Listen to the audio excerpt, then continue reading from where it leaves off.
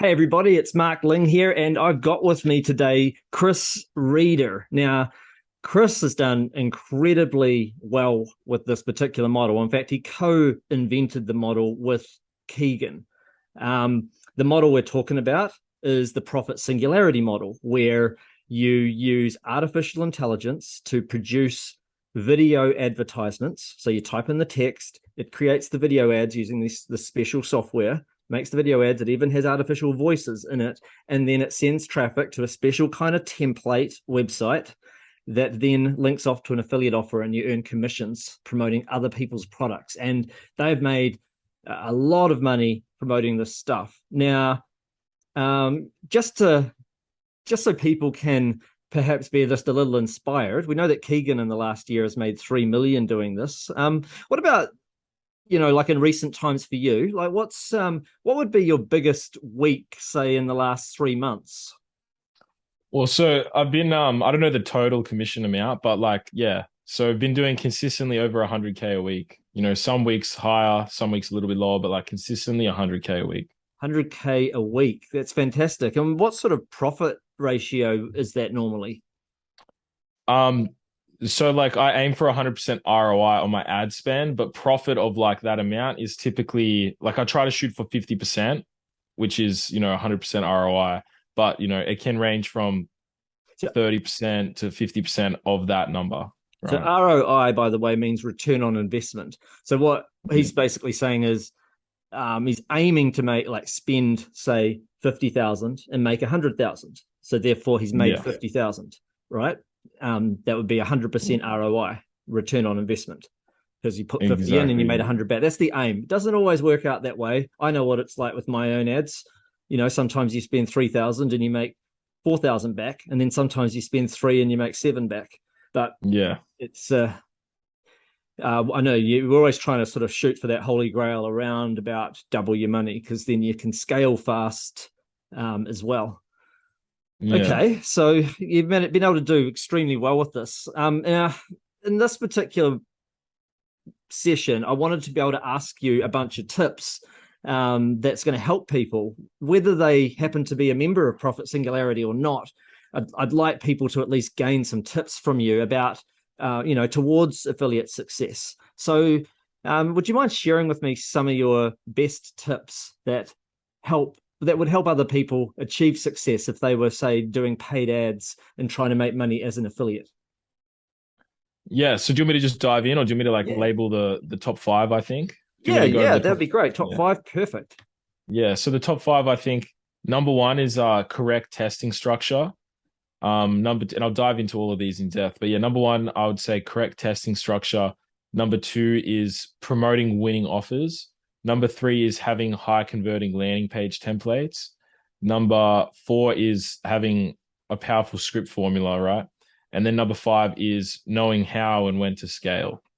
So they're my top five, I think, are the most important aspects to realize when it comes to like having success with, profit singularity or any paid advertising. Okay, and maybe a little bit more details on each one. Yeah, I for sure. understand it Yeah. even just by hearing them, but not everyone's advanced watching this. Some people here have never made a dollar before online, but they're interested in it. I will say one thing though: when you run paid traffic, you get to your first sale a heck of a lot quicker than if you're, say, trying to run and get organic free traffic. Organic free traffic, it can be really good, especially if you get a social media following and a whole lot of other stuff going on. It can be good, but it can take a lot of time to get there. Paid traffic, you could be running ads tomorrow and see your first sale right there. Yeah. That's the beauty of it. But you're saying the first thing is that you need the right testing structure. Yeah. So the way I see paid traffic and media buying in general, I view it very like logically, right? So if I know something's working, I just need to come up with the correct and most efficient way of having success with that.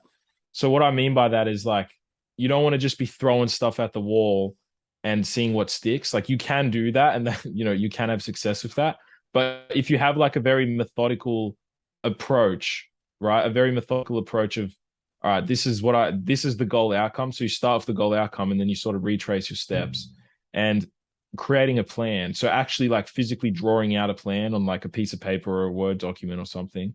So then that way, all right, I'm going to test this, I'm going to test that, I'm going to test that. So you separate them in stages. So that way you can, you don't get lost and confused in what you're doing. You have a strict plan and that allows you to be efficient with what you're testing. So you know that you're actually going to be making progress and you don't get caught up and lost in like, confusion with what you're doing. Okay, so just as an example, for instance, a testing process could include something like, right, I am going to always test 4 different variations on ads. So when I run a test, I'll spend $50 on this one, 50 on this one, 50 on this one, and 50 on this one. And then perhaps I'll only keep an ad going if it's made at least one sale. I'm just making up one idea for a test. Yeah. You could do it differently, but whatever your structure is, you're saying you need to follow it, right? So then Exactly. maybe Yeah. 2 of them have made a sale, and then you could go, as sales the only thing I look at?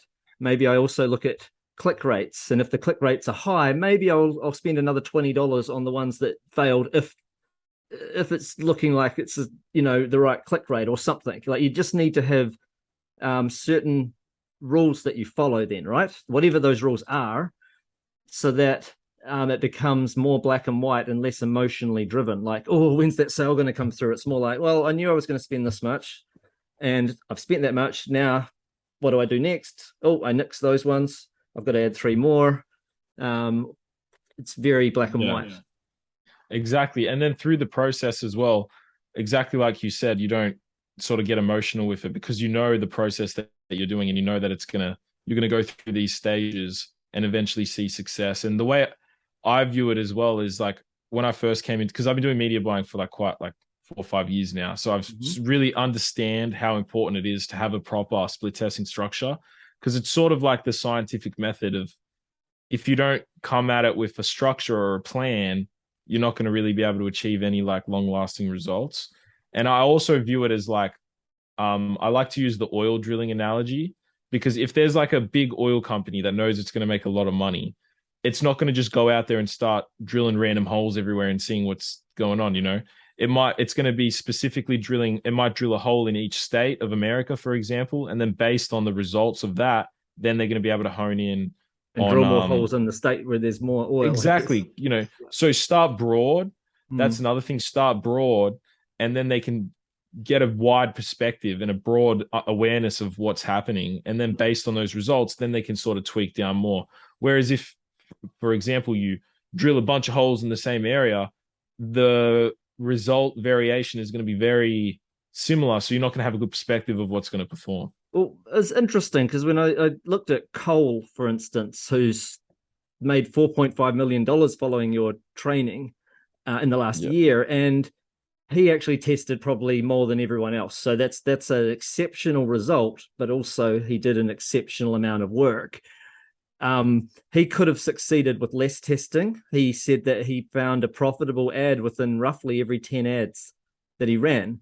So, but he ran 60 ads before he found the ad that actually really, really took off. So he said, I'd already found 6 profitable ads by the time I got there. So I would have made money. But the reason he made so much money was because he was able to find an ad that he could scale. He could spend $10,000 in a day and make 20,000 back. He could spend 20,000 and make 40,000 on. Like, he found that ad. But to get to that, he'd written 6 completely different ads for different products, tested them. He found some profitable ads, but then one of them, after a methodical approach, testing, trying, spending a little bit here, a little bit there on each ad, he eventually found that one. But you're not going to do that, I guess, without doing a testing approach like that. And yet he was a newbie starting the program. He didn't know any of this stuff. Followed your testing methodology to a degree. I think at that point you were still perfecting it, so it wasn't exactly your testing methodology, but it's close. You're talking about a guy that had to move home because he wasn't making enough money in his job at Walmart, now making hundreds of thousands of dollars a week after a year. Obviously, it took time to scale to there, but that's the whole thing. That's the whole reason why you keep testing. You're drilling for oil, right? Exactly, because if you come at it from a very logical standpoint, because the biggest thing is having like belief, in what you can actually achieve. And an oil company knows that they're going to be able to strike oil. It doesn't matter how much money they have to spend, how many holes they have to drill. They know that once they hit that hole that's going to make money, they're going to be making, in an Mm, oil companies, for example, billions, in our example, millions, right? Just like coal, for example, made like 4.2 million in less than a year. So yeah, it's literally just comes down to that, knowing that, all right, the method works. I just need to find the most effective and efficient way to drill the holes, to test the ads, to find which ad performs the best. And just like you said, with Cole, he had a lot of profitable ads, but he kept testing to find more. Because like if you're a gold miner, you could be mining gold, making a lot of profit, and then you could sort of pivot a little bit and find an even more profitable vein of gold. It's this I view it the same way as with media buying and ads, because it's just as logical as that, because there's gold out there, there's money to be made out there with ads. It's the same sort of mm. analogy, and I think that's why the split testing structure that I created really just sort of hones in on that, the mentality of like oil drillers, just Yeah, testing because different a split holes. test, for people that aren't aware of it, it's where you run similar type of traffic to different things. Like either you might change the landing page, like the page on your website that they go to, or you might change the ad itself, like the video ad. You might change the first 15 seconds of it, so it's different. And then you might find you get actually quite different results from those different ads that you're running, and you discover from testing an ultimate first 15 seconds, for instance, for your ad. But if you never test them, you think that that's about as good as it can do. And sometimes an ad, you might actually go through 10 or more variations before you end up really honing it in. Yeah. Um, okay, so what was the next one that you said? I think it was something like promote winning offers. Yeah, promoting winning offers. Yeah. So that comes down to just knowing which offers to promote, because it also links into the testing as well, because um promoting, it's like, so I like using analogies a lot. So promoting offers is like fishing in a lake. You could have one offer, it's like a lake, another offer is a different lake, and there might be one offer might convert better than the other. So if you're sending X amount of traffic, so say you're sending 100 people to offer A and 100 people to offer B, and they could be in the same niche, they could be very similar products, but one of them just converts more. You could send 100 people to offer A, not make any money, but then send very similar funnel, very, very similar funnel to another offer, 100 clicks, and you could make, $1,000, all Mm-hmm. just because of the offer you're promoting. And then, so that's why we teach to really focus on the offers that are working, because I think the biggest benefit of being an affiliate is it's not like drop shipping or something where you have to find a new winning product. It's like all the top products are there for you. You just need to run traffic to them. And these product creators have already spent millions of dollars proving it and optimizing it so that you can make the most money out of your clicks. Mm. So we can really just tap into that and just immediately start making money like super quick. Yeah, I think that it makes total sense. And the fact that obviously with your students, you usually give them a whole bunch of offers. Like there's actually hundreds now that are that do well. However, even if an offer is doing really well, it may not go as well for you. So I guess because of a lot of factors, it could be the fact that you wrote a better ad for that offer over there versus this other offer. You didn't know you wrote a better ad, but you just did. But if you test a few different offers that are all winning offers, then you'll find the one that's going to work best for you. Exactly.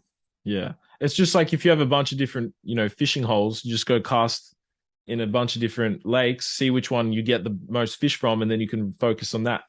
The same sort of split testing analogy with like the oil. I like to use analogies because it sort of makes it Yeah, me, because media buying can sort of be sort of abstract, but if you just make it like rational and logical, it makes more sense. And yeah, so promoting winning offers, I think that's the biggest advantage, and that's the reason why our students have so much success compared to some other it's business because models they're and not worried such. about they're not worried about it getting saturated. That's usually a newbie's concern, and it stops people succeeding because they try to look for that offer that no one's discovered yet.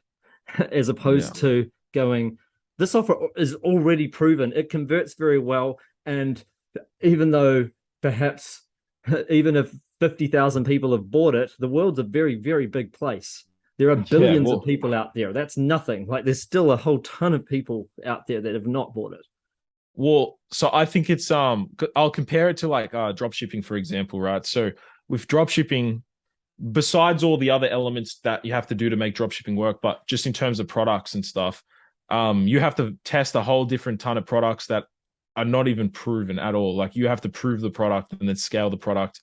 Yep. And it's sort of like, a lamp or like this bookshelf or something, whatever the product is. And that people think of saturation in a drop shipping model mindset because a lot of people understand drop shipping more than affiliate, I believe. Mm-hmm. And some of those products can get saturated. But the thing with our products is the supplements and health supplements we're promoting are like $1 billion industries. They're not just like some small little trinket or something. It's like a lot of people don't really understand how our The students are mass making so much market money. appeal. Yeah, like it's the biggest markets in the world that we're going after. There's like literally, I don't know, probably $1 billion a day flowing through each niche that we promote, each health niche. Yeah. And so all we're doing is sort of tapping into that, which is why we're able to make so much money and there's no competition. Yeah, absolutely. And that's not to say there aren't some mass market niches that have physical products that are not supplements and so forth. It's Yeah. just to say that though the health niche in general, you don't even have to know your audience because YouTube can find it for you because it converts to so many audiences. Yeah. Whereas you could probably make a ton of money selling iPhone covers, but it's going to have a lot less mass market appeal. There's probably not the average person isn't trying to get a new iPhone cover. Whereas, I've heard that something like 1 in 3 women in the United States, they've aged over 40, is actively trying to lose weight right now. They're actively trying. So that's already a market, and that's just weight loss. What about the people that are trying to reduce their blood sugar levels, or people that are trying to stop snoring or overcome tinnitus, like hearing difficulties? There's so many actual things that are mass market appeal, not just small submarkets. So, And they're also problem based because you hear, the best way to make money is to solve a problem. Like we're yeah, not trying to convince anyone to do it. We're just putting it there and they're sort of convincing themselves because it's a problem. It's a solution to the problem. And it's like some of the biggest problems in the world, as you mentioned. So yeah, I think yeah. that's why I think honestly, like we have such amazing student results and why the method works so well because the money's already, I just visualize that the money's already flowing there. Every day there's billions They've flowing just through got these to find a niches. way to get in front of people so that they can be pushing people over to see those offers that Exactly. already convert. Just like Um, turning on the funnel or turning on the tap, letting the traffic flow and just taking a percentage of that. mm. Okay, so the next one was having high converting landing page templates is very important. Yeah. Yeah. So once you got the ad and everything dialed in, which is the next point, it's having higher converting landing page because once you get that dialed in, it's just so simple. Like once you know the templates and what's like working. And for example, what I mean by templates is sort of the layout of the page, because there's tons of different layouts you could have, bridge pages, articles, like sort of Shopify storefronts, all this sort of stuff. Mm. But having the actual sort of just knowing what formula works, like the style of the page, where the elements are, what headlines, what ad copy, Mm. what sort of psychological elements to add in there, where to add the call to actions. That's also the biggest thing. And once you have that dialed in, it never really changes. You might tweak the words here and there and some of the content, but the template as a whole is always going to convert. Right. And I see you've changed your templates over the last year since you had the original version of Profit Singularity. So, I mean, that's a benefit, I guess, if someone is one of your students. It's a benefit that, I guess, the fact that they get to see firsthand what's working. They're using templates that are already working, that have gone through millions of dollars of ad spend, so Yeah. that they're hitting the ground running, going, well, that template already works. It's not a word for word template. We're not saying that you use the thing as is. What we're saying is the layout. Like this is the layout's already done. You just reword the headline, you replace the image there, you reword that there and that there using the script generator or whatever, and make it relevant to the offer. Obviously, you got training for that, but the idea is that you're saving people having to run a whole lot of tests. They'll still have to run tests, but they can run a lot less tests because you've already spent millions of dollars making millions of dollars from doing this stuff. Yeah, exactly. Because at the end of the day, what we're trying to do is help people have success as quick as possible, and cutting out all of the sort of, the roadblocks or challenges that are going to get people to there. So for example, when we first started, we had to use our like years and like, for my example, 5 years of running ads to, all right, these are the sort of landing pages people have used, or I've used in previous business models and all this sort of stuff. Let's test all of them, right? Like I was like the testing structure, let's test all of them, really different stuff, see what works. Once that's working, modify it, tweak it to get the highest click-through rate and also the highest profit and ROI that we're running to. And then I've found the templates, the sort of formulas that work the best. And so whenever I run different offers, I basically run the exact same things, just tweaked to whatever the offer is. And it is different depending on the traffic source. Different because of sometimes compliance reasons. Sometimes it's different because people are doing something different on that other traffic source. Like YouTube, people are watching a video. Facebook, people might be browsing a news feed. They're reading at times. So you can find that the effect of the landing page, it's not necessarily identical between each traffic source. So you would have had to have tested that to get it right, just for, because you're teaching people how to drive YouTube traffic. So therefore you had to test it to get it right for YouTube. Yeah. Yeah, exactly right. Yeah. Because every buyer or every sort of audience on every platform is acting differently. So the awesome thing about why this method's crushing so hard on YouTube as well is because they're already committed to like watching something on YouTube, so they're already committed to spending time. Yes. So then all we need to do is with the video, which we can discuss more on the next point, all we need to do is pique their curiosity. The video does a lot of the sort of mentally preparing them and sort of hooking them in, capturing their attention, giving them like the value benefit, or going through all that stuff, which we'll talk about.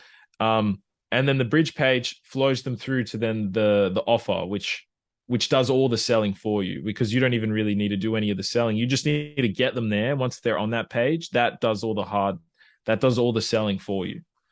Okay. So also having a powerful script formula, that was your number 4. Number 4. Yeah. So powerful script formula, because again, YouTube is sort of really dynamic in a sense that you have like 30 seconds to like 40 minutes of stuff you could put in a video. So it's like, all right, well, what are we going to put in the video? How are we going to structure the video? And what do we actually need in a script, for example, that is going to like sell the person or going to do what it's going to do? And so through a lot of testing, we figured out, all right, these are the sequential points that hit all this, like hook them in, the psychological elements and so on. So I'll read them out here as well. So, oh, great. So like number 1 is the pattern interrupt and qualify the audience. So that is the most important thing for any advertising at all, whether it's, a billboard or like Facebook or YouTube or anything. You need to capture the person's attention to get like the eyeballs on the ad. So you do that through, some sort of pattern interrupt, and you qualify the audience. So you call out the person in the in your audience, right? Because then that's going to capture them. And the good thing about YouTube as well is there's that skip button. So the way we run ads is so simple, because we don't even target anything, which is crazy for some people. We don't do any targeting. We just let the algorithm do everything, because when you qualify the audience within the first 5 seconds, everyone that's not a part of that audience is going to skip the ad, and everyone that is going to continue watching it, which allows the algorithm and the AI to just like optimize. Who should be seeing the ad? Yeah, just optimizes it so fast, because you're targeting the whole country, just age and gender, and then everyone that is interested continues watching. Everyone that isn't skips, and Google automatically just cuts everyone out that skips, and the people that look like that through their data. Yeah, like if they notice that everybody like 80% of people that are in a retirement home will actually watch that whole ad, then they're going to probably start showing it to more people in retirement homes, as just as an Yeah, example. Like they'll figure that out. You don't have to go figure that out. exactly. It's like, if you're in a baseball state, if you're in a big crowd and you yell out, who's wearing glasses, like come here. Everyone that's wearing glasses is going to come here. Everyone that isn't is just going to walk away. So it's like the exact same thing, just across the whole country of America, or so on. Yeah, and other Um, countries. Yeah. yeah, exactly. Yeah. And I won't run just through all. Yeah. I'll just quickly Oh, say you're obviously in Australia. I'm in New Zealand. You've got successful students in India, got them in Europe, got them in South America, Africa. Just wanted yeah, people to know you everywhere. don't have to be in the USA to do this. It makes absolutely no difference what Yeah, country you're yeah. in. Yeah. Yeah, like all of my students that I've interviewed personally as well, like, yeah, Wales, UK, Spain. Some of them are like, um, you know, some of them are like English but living in Thailand. Some of them are Australian, Brazil, Chile, everywhere. Yeah, literally everywhere. Germany. Interviewed a woman from Germany the other day that's doing like really massive numbers. But yeah, so back on the script. So I won't give all the script formula points away, but I will just give sort of the main ones. So after you qualify the audience and pattern interrupt, so you've got them hooked, right? It's the most important thing. Is then what's in it for them. So you've got them hooked on the idea of whatever you're offering. So now you actually need to have a sort of you now need to differentiate yourself from the market and also add more value. So you need to actually explain sort of what your offer is and why it's going to benefit them and why it's unique compared to every other thing that they've seen that's similar to that. And I then get onto that. that, So you need yeah, to basically get them to buy in to the big idea behind the offer. exactly, because so many people they've seen so much sort of stuff out there. You've got them hooked, so they're watching your ad now. So now you need to actually prove to them and show them what you're showing them is like unique and powerful and could potentially change their life if they continue watching. Mm. So that's like the beginning half of it. Then in there you have to, or I'll just sort of briefly discuss the other ones without going super in depth into them, but you hit their pain points. You have to establish authority, because once they're hooked in, you've empathized with them, you've shown them why this is going to benefit them. You then link all of that in with like authority. So you mentioned some authority figure or some research behind the product, or some establishments or institutions.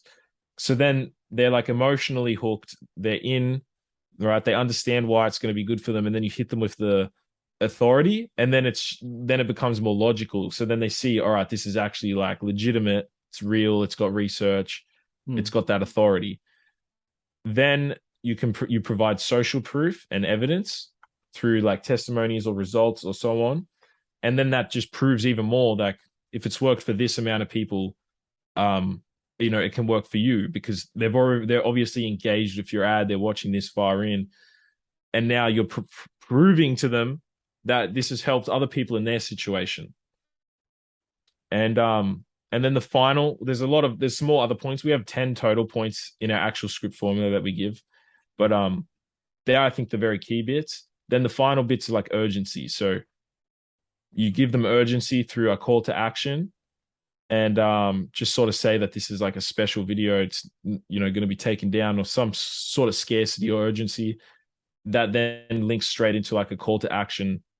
And so everyone that's watching, it's interesting. Like, you need to have call to actions in everything, because it's kind of, Yeah, most people, because you it's can if still you're got not to a tell them what marketer, to do next. yeah, Otherwise, they because sit there and they might not know that you want them to click that button or something. You just got to say exactly. exactly. Yep. Yeah, you Um, exactly say, yeah, sorry. You say like what you want them to do. So like click the button, watch the video, just straight up, because then some people might not realize, and that does make a big difference. yeah, absolutely. And then number 5, knowing how and when to scale. Yeah, so we have key metrics that we discuss, but like typically with most online advertising, it's cost per click, CTR, and ROI are like the main The ones. cost per click, CTR means click through rate, just so Click people through know. rate. Yep. Yeah. And then ROI is return on investment. So yeah, the cost per click, it's basically like, if you're spending X amount of money, it comes back to like how I was saying, you want to be as efficient as possible. So if you're spending X amount of money, let's say, I don't want to give actual figures because it doesn't really matter too much, but the lower your cost per click means the more traffic you're getting for the same price that you're spending per day, right? So if you spend $50 a day and you've got a $2 cost per click compared to spending $50 a day with a $1 cost per click, that difference of $1 in cost per click is double the traffic you're getting for the same amount of price. So that means you're able to make like way more money. So with the amount that you're spending. So we have our sort of metrics. Obviously, the higher the CTR, the lower the cost per click, the better. And then at the end of the day, ROI is king. So if you're spending $50 making $100 or $150, then that's obviously a winner. So you're going to want to focus on that and scale that up. And how to scale. So compared to other platforms, Google is like super easy. Once you have a winner, you can literally scale it. Like you could be spending $50 a day, the next day take it to 100, the next day take it to 200, to 400, to 600. And that's why so many of our students have literally just like, boom, they start finding a winning ad. And then within a matter of days, they're doing $1,000, $2,000, $5,000 a day. And also linking back with what you said, I've personally never done any organic strategies or anything, but yeah, the power of paid traffic lets you do that, lets you start a brand new business model, find a winner, and then scale up to ridiculous days. Like 10,000 is a lot, but in our community, you know, we've got people doing 30, 40, 50,000 plus a day. Yeah, it's pretty insane. And I think for some people, they've just sort of got an invisible glass ceiling over their income. Even some of the people that were on 1K a day for quite a while with your students that just found it hard to bring themselves to go, okay, I'm going to now take the plunge and spend $1,000 a day to try and make 2,000 a day now. Like it might sound easy to somebody from the outside, but when it's real money and you're on the inside, people often are like, you know, they've got a set point where it's like it's pretty hard to get past it, and it's pretty hard to bring themselves to, like, some people are quite conservative as well. It's difficult, I guess, but it's money. Money has been programmed into us almost to be earned in dollars per hour, when you're only earning dollars per hour because the people that are making the real money in the company that you work for are spending money to make money. And they're setting that amount for you, where on this, you set the amount for yourself. Spend money to make money. Money works for you. Money is not a reward for effort. It can be that way, but that's not what it is. It's and the sooner you learn that and you learn how to make money work for you, find a way to spend money to make money, the sooner you've got a side hustle for yourself. And then the sooner the side hustle becomes more than the thing that you're getting paid per hour for. Yeah, exactly. And that is, I think, one thing that most people are sort of confused about, because they're used to making a wage or something, you know, like $50,000 a year is like an income for some people. So to then see people doing $50,000 in a day, it doesn't really make sense. But the thing you need to understand is there's billions of dollars flowing through the economy every single day. And literally, once you realize that, and once you realize all you need to do is turn on a tap to put yourself in front of that, or just siphon off a little bit of that, even if it's like 0.0001%, that's like, that could potentially be like hundreds of thousands of dollars. And I mean, 1 in 63 people in the United States alone are a millionaire. And you don't know, because the average millionaire is pretty understated. They're not the big flashy, like I'm driving a Lamborghini type people. Yes, there are some, and that's what you sort of see as a stereotype, but most aren't. There are more people succeeding than what you will think. I have been to affiliate events that'll have 4,000 people there, say, and 1 in every 2 people I speak to is doing like 500,000 or more per year in affiliate commissions. Like, there's a lot of people succeeding, and you know, obviously there's people doing tens of millions. There's people. It's not uncommon, and it's far from saturated. And I think that we're just pre-programmed, I think, and this is another good benefit of, say, doing a program like Profit Singularity. If all you ever got was that you learned how to spend a small amount of money and make a small profit back, if all you could ever do was spend $50 a day and make 100 a day back, you've learned how to spend money to make money. That is a big shift for a lot of people, and I think Yeah. that's helpful. But the truth is, most people that do that end up doubling their spend eventually and going further. Exactly. Yeah. And I mean, we've had students like Cole, for example, one of the biggest successes that we've had. He was messaging me on Instagram. He spent his last amount of money. Like he spent the last dollar he had joining our program, you know? So he didn't have credit. He didn't really have money. He still made it work with his like small income from Walmart or something, you know? It's like, I think he was Wow. also doing a sales job or something, but he spent that and managed to scale up, you know, and then boom. So you can start small. And I know we do talk a lot about like, you know, ridiculous amounts of numbers, but even if you're making 100, 200, $300 a day, Yeah. that is like a lot of money, you know. And the other thing that you said where like people, there's something clicks in your brain, like especially when I talk to so many successful students where people have never made $5,000 in a day. And for them to within a couple of weeks or months, they're spending $5,000 in a day. So for someone that's never ever made $5,000 in a day in their Mm. life to then be like, I'm about to spend $5,000 today, it becomes like, It but they know feels they're going like to make play money. money though. Yeah. Once you've got to the point that you've taken back all of the original money you ever put in, that's when people get a little bit of a shift. It feels a little bit like monopoly money, but it's real money. But all businesses are like that. I mean, you name a business that's not spending money to make money, like they're buying television ads or they're doing something, or they're buying real estate and they're selling it for a higher price, or they're renting it out. And there's everyone that's doing well in this world is spending money to make money. Yeah. And Well, this is think just about a good avenue to get into that. yeah, exactly. Like a billionaire real estate investor, he's going to be spending hundreds of millions to build a building to then sell it for more, basically, you know.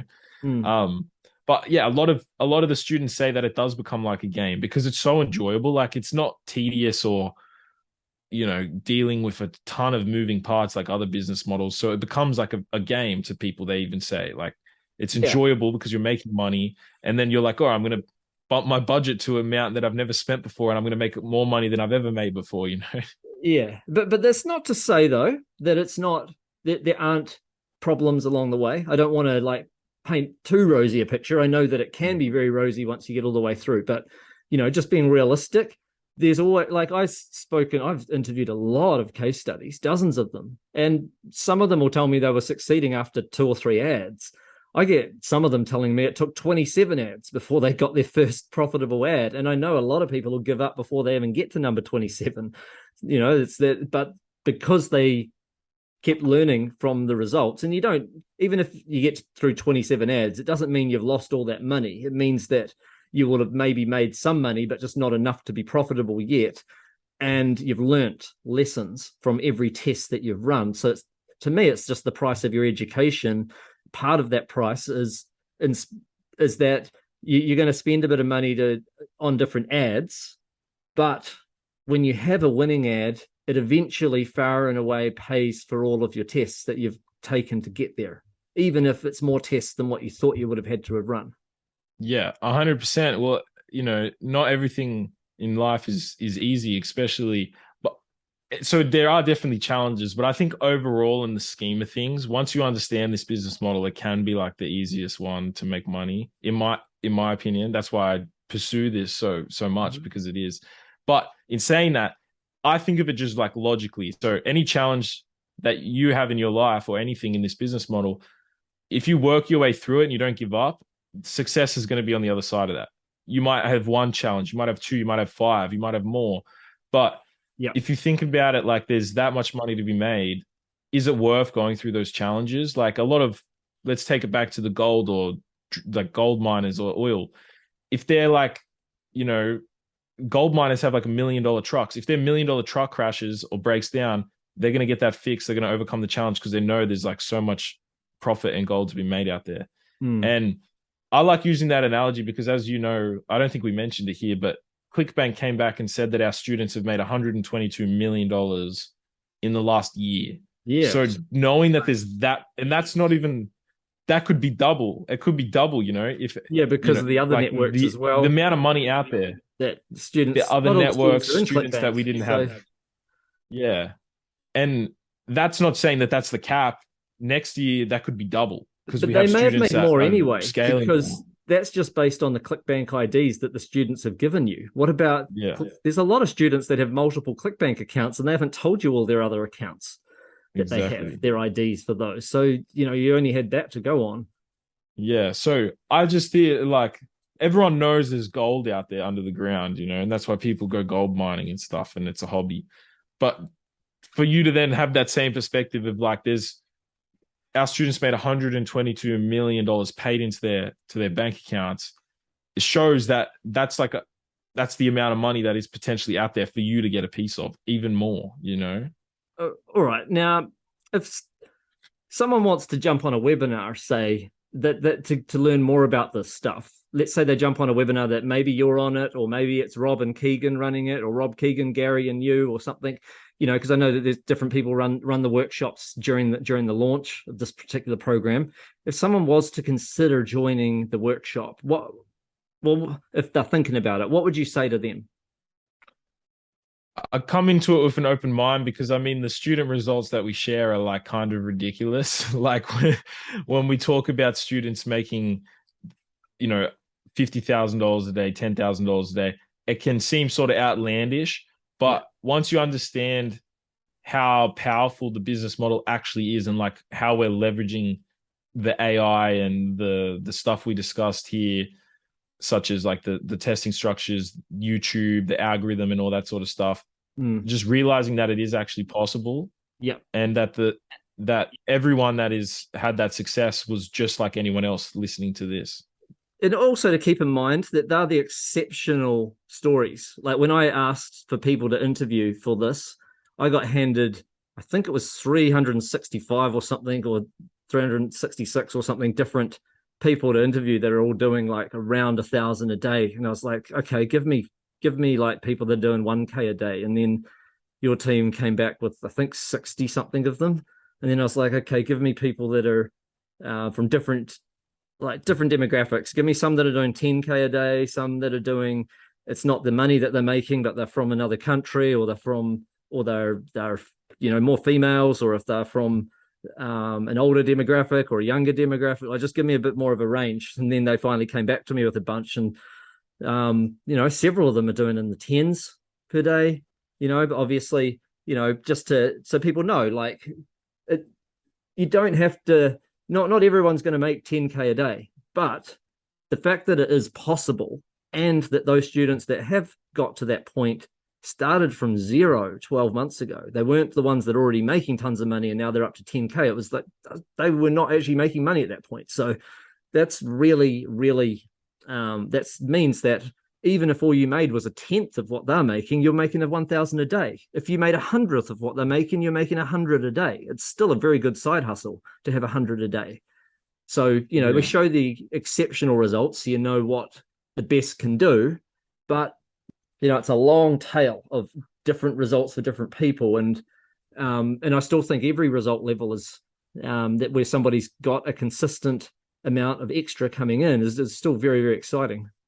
Well, yeah, it's like a bell curve, right? Because we have, a lot of people that we could potentially interview are doing like $500, $1,000 a day, but there's a lot of them. So we then choose to interview the people that have had the bigger results because it shows that it's more you can achieve such big things, so it's possible to achieve smaller things as well. So definitely, it's just like any other.